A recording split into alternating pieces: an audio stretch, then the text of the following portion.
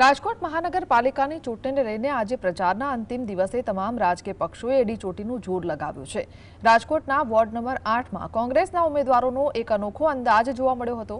કોંગ્રેસના ઉમેદવાર રણજીત મોંધવા અને મેહુલ પટેલે મોંઘીદાટ ગાડીઓ છોડીને સામાન્ય જનતા વચ્ચે રહેવા સ્કૂટર પર માઇક બાંધી પ્રચારની કમાન સંભાળી છે।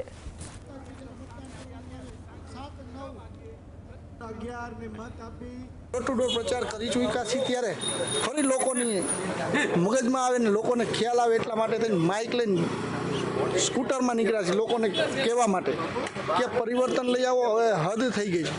ભારે ભ્રષ્ટાચાર ભય ભૂખ ને ભ્રષ્ટાચારની વાતો કરનારી પાર્ટીએ જ્યારે ભય અને ભૂખ ને ભ્રષ્ટાચાર બધું કરી નાખ્યું ત્યારે લોકોને કહેવા માટે આવ્યા છે ને હવે અમે ડોર ટુ ડોર પ્રચાર પૂરો કરીને મોરચો હવે અમે ડાયરેક્ટ સંભાળી લીધો છે અને ઉમેદવારો પ્રચાર માટે નીકળી પડ્યા।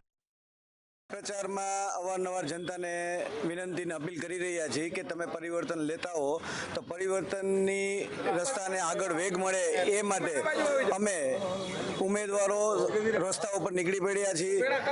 જાતે જ જનસંપર્કમાં આવી અને એમને કહીએ છીએ કે તમે આ વખતે કોંગ્રેસને અને કોંગ્રેસના ઉમેદવારો જેમાં રણજીતભાઈ મુંદવા, મેહુલભાઈ મકવાણા, હું, પ્રીતિબેન દેસાઈ અને પુષ્પાબેન કટારિયાને જંગી બહુમતી આપી અને વિજય બનાવો।